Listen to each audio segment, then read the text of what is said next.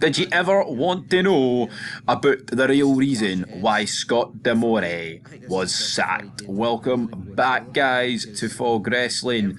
And Dave Meltzer has been giving his 2 cents here about the Scott D'Amore incident during, well, I say during, I mean, he's been fired. It was during yesterday. It was during the 7th of February 2024. Day 1 out of 365 that Scott D'Amore got sacked from the company. And Dave Meltzer was discussing what possibly went wrong between D'Amore and TNA's parent company, Anthem, because of course he's away, and we're going to have to see how this is going to go on. But soon we will look at Scott D'Amore's own comments, but let's see what Dave Meltzer said. And of course, you've got to take what Dave Meltzer says with a pinch of salt. The guy talks absolute trash. He will say one thing, then the next sentence retract it. And I'm going to assume he's going to say the same here. And I quote, "I think that he, Scott D'Amore, thought that it's time, to spend some more money, try to go after more talent, try to build this TNA thing up. We have a little bit of momentum." And the Anthem people were kind of like, we don't want to increase the budget. Or maybe even want to cut back on the budget, but definitely don't want to increase the budget. And it was just a standoff, and that kind of what happened. He'd always be trying to get a bigger budget, and he'd always be rebuffed.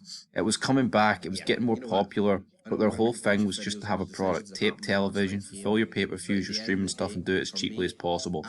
And whether that is the reason of the split, that they, that was it, or there was some other thing we don't know. I'm sure it will be out in the next couple of days.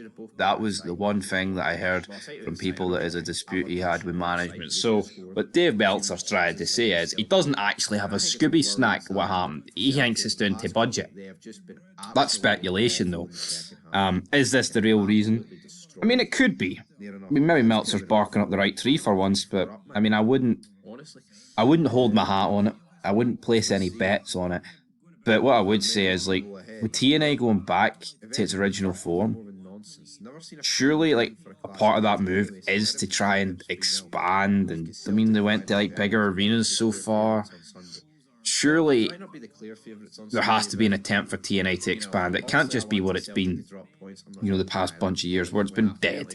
It's been awful. Make no mistake about it. TNA, the last, almost over a decade, you could argue, has been really lackluster. Now, there has been the odd good thing, with the Hardy Boys, etc. Scott Steiner's came back for the odd wee segment. There's been a few other people in there with title reigns, like Bobby Lashley and Drew McIntyre, and Angle for a decent period.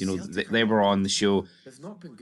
I mean, that's almost a decade ago when those guys were on it, which is crazy to think. But let's hear what Scott D'Amore had to say about his own sacking. Wait, what? Well, I read this as a former. Oh Christ, that's a bit of a disaster. That's a disaster. But on Wednesday, it was announced that Scott D'Amore has been fired from his role on TNA Wrestling President. But former Impact announcer David Penzer, let's get off our one ball. I like David Penzer. He says, and I quote, "I'm just going to say, without Scott D'Amore, Impact/TNA would be a video library probably owned by WWE. I saw him strip that thing down to the studs and rebuild it and lessen the skeleton budget to where it stands today, which is ready to take off. Hope it survives massive loss." When a fan brought up how the low 18 to 49 demos with Impact shows on ASX TV, Penzer noted it's way higher than anything else in that network, so it skews ad prices up for all programs. I mean, is this true? I'm going to take Scott Penzer's word for it. I'm going to back the man. I'm going to back the man on that hill, and I'm going to back the man till he dies, because with Scott D'Amore, he has built TNA up. There must be another reason. We'll have to wait and see, but I mean, if all these numbers are true, right, and he did it on a skeleton budget, then can you really blame the guy for asking more money? Honestly, I don't see the problem with that. If he's managed to build TNA up, and to be honest, I think he has. They've managed to sign a few people recently. I don't understand what the problem with Scott D'Amore is if he's asking for a bit of money to take TNA to the promised land. But obviously, Anthem and him have had clearly a difference in opinion, and it's kind of went sideways for them. So we'll have to wait and see how that's going to go, guys. But anyway, I want you to leave your thoughts down below. We'll be back very soon with a Dynamite review, and also later 10 reasons why Cody Rhodes sucks, because that has to hit the channel, because you marks at home that cry about Cody Rhodes, you need told. Big Stevie is not going until you've been put in your bed and tucked in with a nice wee cold pillow on the other side. But until then, peace.